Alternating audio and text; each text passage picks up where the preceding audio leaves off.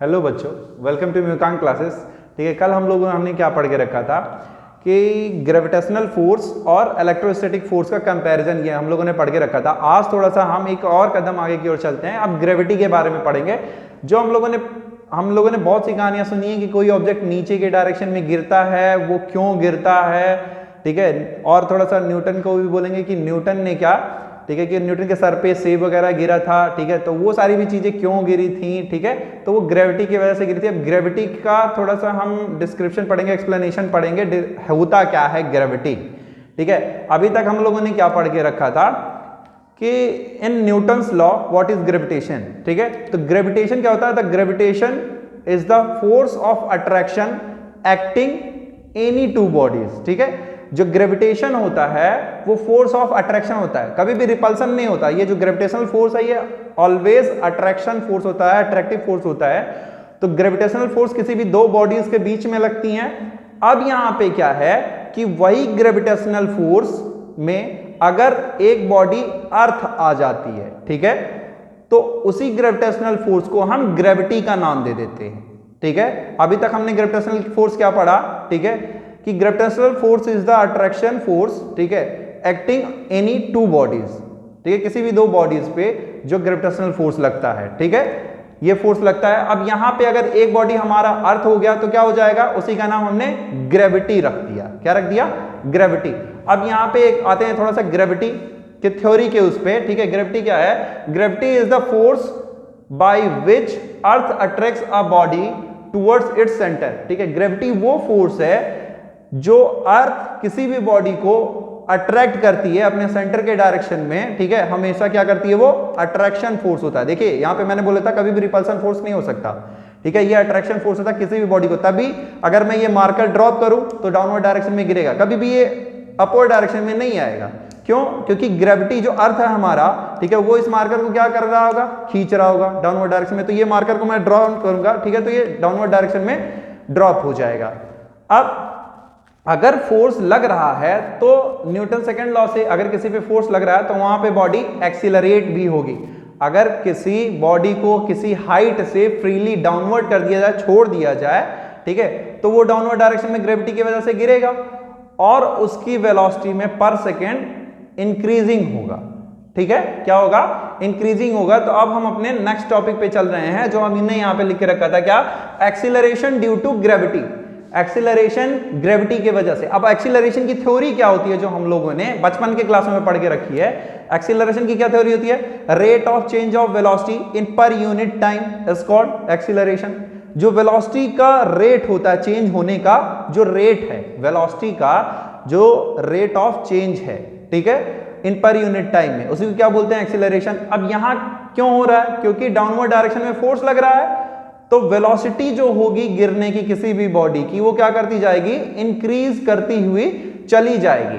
अब यहां पे क्या कह रहा है? आइए हम थोड़ा सा थ्योरी पढ़ते हैं। क्या? The acceleration due to gravity is the rate of increase of velocity of a body falling freely towards the earth. कोई भी बॉडी जब फ्री फॉलिंग होता है अर्थ के डायरेक्शन में, अर्थ में, ठीक है, ग्रेविटी के अंदर, ठीक है, ग्रेविटेशनल फोर्स के अंदर, तो फ्रीली डाउनवर्ड डायरेक्शन में गिरने लगता है, तो उसका जो वेलोसिटी होता है वो इंक्रीज करते हुए चला जाता है। ठीक है, तो यहां पे वही बोल रहा है एक्सीलरेशन ड्यू टू ग्रेविटी। इसको हम किससे डिनोट करते हैं? स्मॉल जी से डिनोट करते हैं। ग्रेविटेशनल कांस्टेंट को कैपिटल जी से डिनोट करते हैं और इसको हम किससे डिनोट करते हैं? स्मॉल जी से डिनोट करते हैं। और इसका जो यूनिट होता है, जो एक्सीलरेशन का यूनिट होता है, बचपन में हमने पढ़ के रखा था, वही यहां पे भी इसका यूनिट होता है। यूनिट क्या होता है? मीटर पर सेकंड स्क्वायर और न्यूटन पर केजी। ठीक है, न्यूटन पर केजी किससे आया है? F इक्वल्स टू ma से आया है। ठीक है, F इक्वल्स टू ma से आया है। थोड़ा सा यहां पे निकाल के, अगर आप लोगों को कंफ्यूजन हो न्यूटन पर केजी कैसे आया, तो यहीं पे निकाल दे रहे हैं। F इक्वल्स टू क्या होता है? ma, और यहां पे g हो जाएगा एक्सीलरेशन। ठीक है, तो g इक्वल्स टू क्या आ जाएगा? Force upon mass. फोर्स का यूनिट क्या? न्यूटन। मास का यूनिट केजी, तो न्यूटन पर केजी यहां पे हमारा आ गया। अब चलते हैं थोड़ा सा और आगे। ठीक है, क्या है कि if m be the mass of a body then the force of gravity acting on it mg। उस पे फोर्स कौन सा लगेगा? mg लगेगा। मैंने यहां पे पहले ही लिख दिया। ठीक है, उस पे कौन सा फोर्स लगेगा? mg। ठीक है, from the Newton second law, mg weight of the body.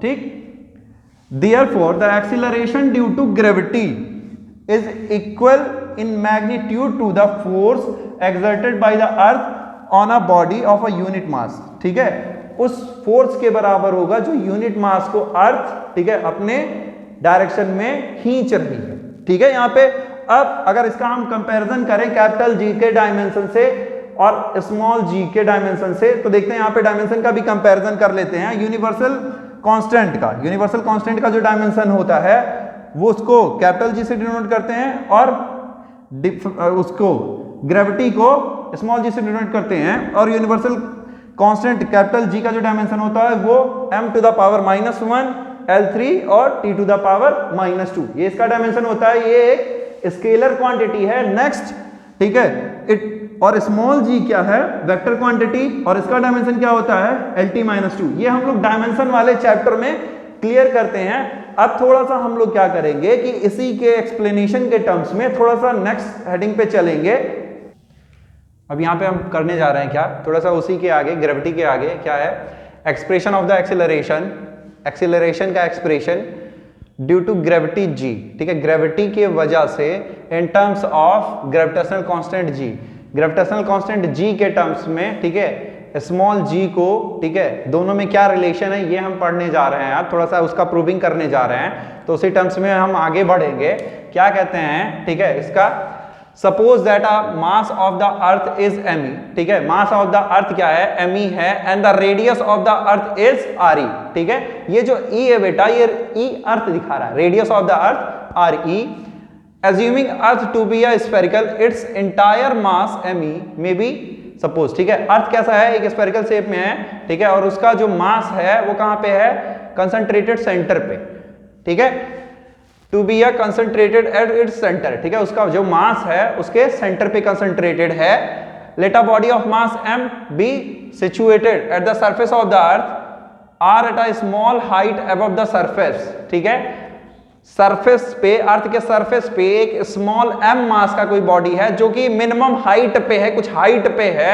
ठीक है, अर्थ सरफेस पे, जिसको नेग्लिजिबल हम मान सकते हैं, अपने कैलकुलेशन में क्या मानेंगे, नेग्लिजिबल मानेंगे, क्योंकि अभी हम आगे वाले टर्म में, आगे आने वाले एक्सप्लेनेशन में, आने वाले प्रूविंग्स में हम पढ़ेंगे कि जी की वैल्यू कैसे घटती और बढ़ती है।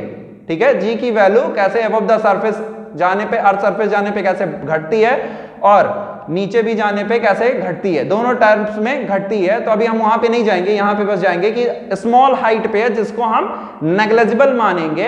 अब उसी टर्म्स में हम ये प्रूविंग करने जा रहे हैं।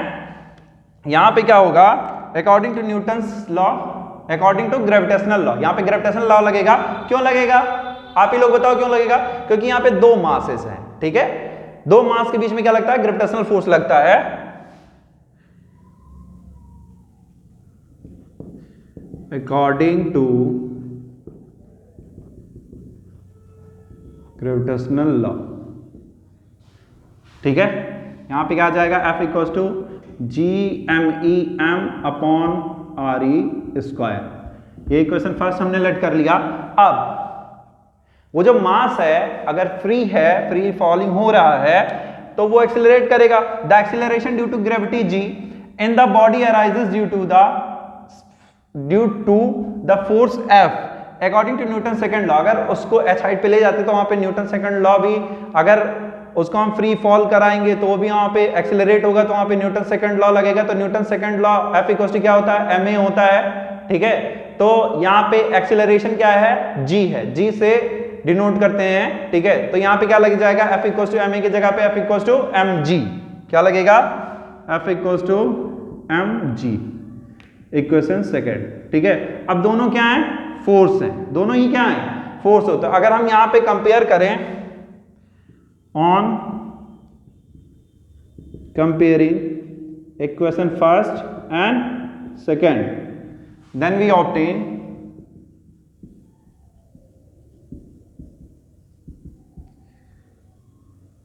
mg equals to GMEM upon RE square. ये m से m कैंसिल आउट, यहां पे हमारा क्या निकल करके आया, G equals to capital GME upon RE square. अब यहां पे देख रहे हैं कि जो एक्सीलरेशन है, ठीक है, या जो ग्रेविटी है, ठीक है, वो बॉडी के मास पे डिपेंड नहीं कर रही है। मतलब क्या है कि अगर एयर का अब्सेंस हो, क्या हो, एयर का अगर अब्सेंस हो तो किसी बॉडी को सेम हाइट से उसका मास कुछ भी हो, ठीक है, क्या हो, उसका मास अगर कुछ भी हो, अगर सेम हाइट से हम एयर वहां पे ना हो, अगर सेम हाइट से हम किसी बॉडी को ड्रॉप करते हैं तो उसका एक्सीलरेशन जो होगा वो क्या होगा, सेम होगा। ठीक है, क्यों, क्योंकि यहां पे जो ग्रेविटी आ रही है, ठीक है, वो क्या आ रही है, बॉडी का मास यहां पे है ही नहीं। ठीक है, अब हमारे कैलकुलेशन में मास आ ही नहीं रहा, मतलब क्या है कि जो ग्रेविटी है वो बॉडी के मास पे डिपेंड नहीं करती है।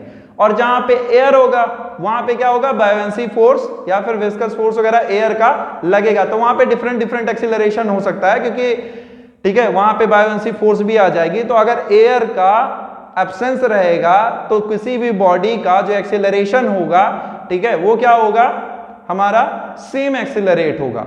थैंक यू, आज के लिए बस इतना ही बच्चों।